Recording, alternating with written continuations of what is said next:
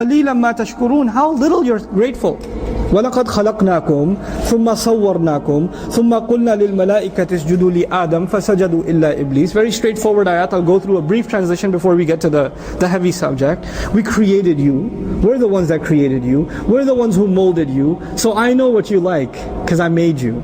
And I know how I fashioned you. And I know the things I put inside of you. And I know every one of your body parts. And I know every one of your cravings and every one of your temptations.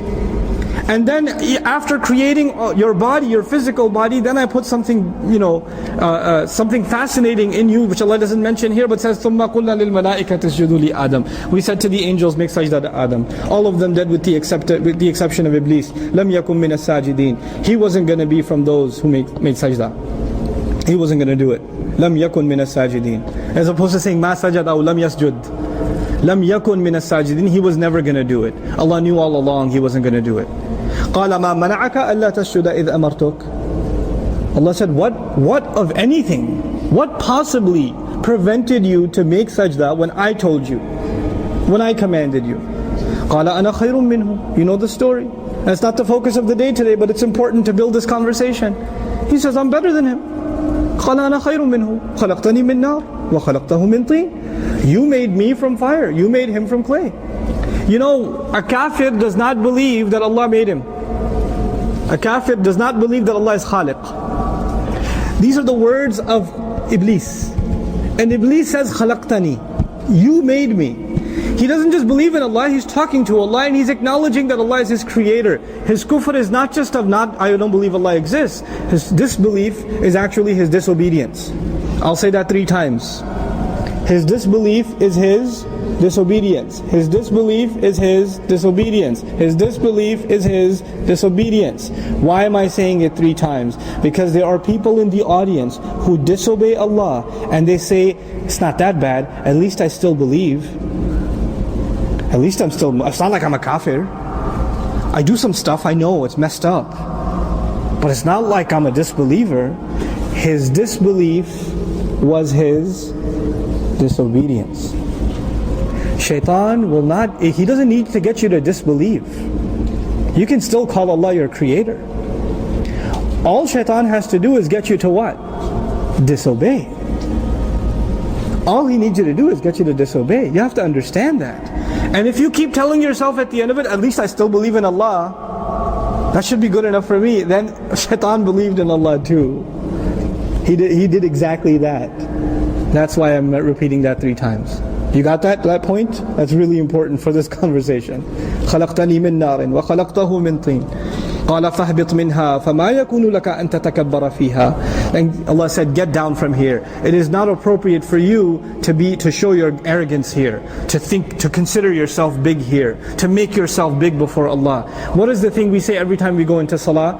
Allahu Akbar. Allahu Akbar. Allah is greater. Allah is greater. Allah is greater. Which means I am not. I am not. I am not. And Allah says when you disobey, that means you're greater. You think you're greater. That's disobedience.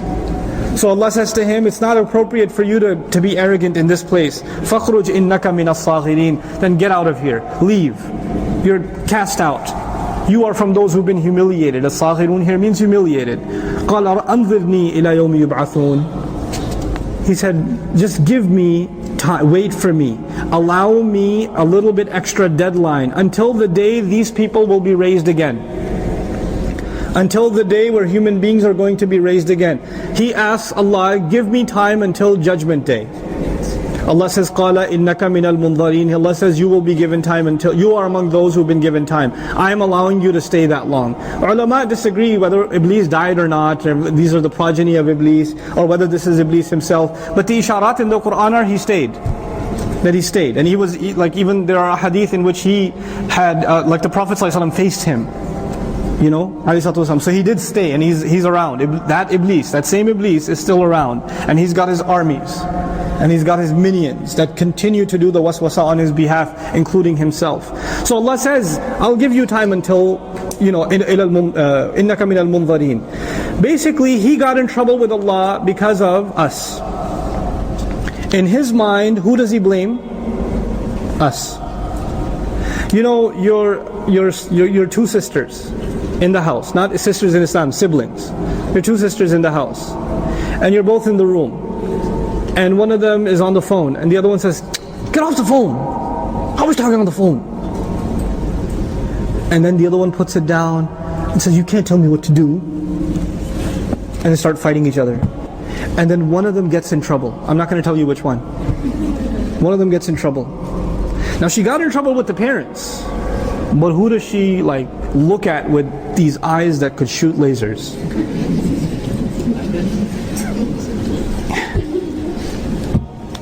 You blame your sister. It's your fault. I hate you. My parents hate me because of you. There's nothing that's wrong with me. I don't have a temper issue. I don't have any problems. It's you that made me look bad. So, this is now وَلِلَّهِ الْمَثَلُ الْأَعْلَى. It's still a relationship of qurb. Iblis he wants to show he's close to Allah. And now he's been humiliated because of the presence of who? He develops this hatred for human beings. And he says, Ya Allah, let me prove to you you made the wrong choice. Let me prove to you you should not have honored them, you should have honored me. Let me prove to you that you should not have gotten me in trouble, they should be the ones in trouble. Give me time until judgment day. فَبِمَا أَغْوَيْتَنِي. Because you made me slip. Because you made me do wrong. You trapped me into it. Secondarily, he blames Allah too. لَأَقْعُدَنَّ لَهُمْ صِرَاطَكَ الْمُسْتَقِيمِ. I will sit waiting for them. قَعَدَ lahu in Arabic means to sit somewhere and wait to ambush somebody. Qa'ada means to sit somewhere, and with a lam means to wait, and you're waiting to ambush somebody. Like imagine on outside the door, one of you guys is behind the door of the masjid with a baseball bat, waiting for your friend to come out. Not with a baseball bat, maybe flowers or something, I don't know. But the idea is you hide and you wait for somebody to show up and then you attack them. And somebody who's waiting in ambush is exposing himself or not? He's not exposing himself. And does he attack all the time or at the right moment? He waits for the right moment and then he attacks, right? So that's captured inside لَأَقْعُدَنَّ لَهُمْ صِرَاطَكَ الْمُسْتَقِيمِ. I will be on the straight path, but I won't come out all the time. I'll find the right moment. And then I'll slip something in and slip out before they can realize I was there and that I said something to them. ثُمَّ لَآتِيَنَّهُمْ مِنْ بَيْنِ أَيْدِيهِمْ. Then I will come at them from right in front of them. What is right in front of us? The straight path leads to Jannah. I will come at them and say, don't go here, don't go to Jannah. Jannah is too far, man. I gave you something right now. Why you gotta work for Jannah? I'll give them short-term benefits. I'm giving you one of the many interpretations of each. He'll come at them from in front of them. وَمِنْ خَلْفِهِمْ. I'll come from behind them. I'll come from behind them, pulling them. You know, somebody who's attacking you from behind wants you to stop. You're making progress and they want you to stop. And they want you to head back. This expression is used in the Qur'an. انقلبتم على أعقابكم. You're going to turn back on your heels. You're going to reverse. You were making progress towards Allah, you start reversing. I will see that they're making progress and I'll start yanking them back. I'll attack them from behind. وعن شمائلهم وعن أيمانهم وعن شمائلهم. I'll come at them from their right and from their left. This has been interpreted in many ways. But their right means they'll be among good company, I'll still come to them. They'll be in bad company, I'll still come to them. Because on your yameen, you're doing good. I'll come. And the right side is associated with good deeds. The left side is associated with bad deeds. So from their right, even when they're doing good deeds, I'll still slip myself in. Even when you're reading Qur'an, he'll slip himself in. That's why Allah says, فَإِذَا قَرَأْتَ الْقُرْآنَ فَاسْتَعِذْ بِاللَّهِ مِنَ الشَّيْطَانِ الرَّجِيمِ. When you're reading Qur'an, seek refuge of Allah from shaitan. Why? You're doing a good deed. What shaitan got to do with a good deed? No, I'll come at them when they're doing good deeds. I'll attack them when they're doing bad deeds. I won't stop. I'll find the opportunity. وَلَا تَجِدُ أَكْثَرَهُمْ شَاكِرِينَ. And then you'll see, you'll find most of them aren't grateful. You're not going to find most of them grateful at all.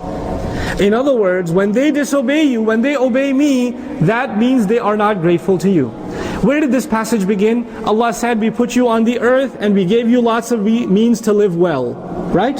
Remember that? How is the continuation of speech going here? Allah is teaching us, look, Allah asked us a few things that we shouldn't do. There are a few things we're not supposed to do. Most of what is on this earth is halal for us. How many meats are haram for us? You can count them. Compare that to what are the things that are halal for us? Uncountable. How many drinks are haram for us? Basically different variations of the same product, right? And how many kinds of drinks are halal for us? You can't count them. That's an uncountable amount. So the comparison between what Allah opened us for us to enjoy and the things Allah said to stay away from these things, there's no comparison. And you still go after the few things He told you not to do, then you are ungrateful. And Iblis says, look, the entire world you've opened for them and you've made halal for them, but the few things you've made haram, I'm going to make them do those. And you'll see they're not grateful. They don't appreciate all the things you did give them. They'll only want to go for the things that are forbidden on them. وَلَا تَجِدُ أَكْثَرَهُمْ شَاكِرِينَ قَالَ اخْرُجْ مِنْهَا مَذْءُومًا مَدْحُورًا. Get out of here. You're guilty. You're humiliated. And you're being cast away, pushed out, kicked out. لَمَنْ تَبِعَكَ مِنْهُمْ. Whoever follows you among them. Whoever follows you among them. Allah doesn't say whoever disbelieves in me. That's not a condition. The only condition Allah put here is whoever listens to you, whoever pays attention to you, shaitan among them. Is it possible a Muslim will listen to shaitan? We're a bigger target. Whoever follows you among them, لَأَمْلَأَنَّ جَهَنَّمَ مِنْكُمْ أَجْمَعِينَ. Not minhum ajma'in. I will fill hellfire, I swear to it, with all of you all together. He doesn't say all of them, He says all of you. This is actually لِلتَّوْعِيَةِ, to scare you, لِلتَّهْدِيد, to challenge you. The one reading Qur'an is like, wait, where did you come from? I thought Allah was going to say, I will fill hell with them. He says, I will fill hell with you. You're reading the book and all of a sudden it's pointing at you. It's pointing at you and me. What, me? Yeah, better not follow shaitan. Because the only way it's pointing at you is if you follow shaitan.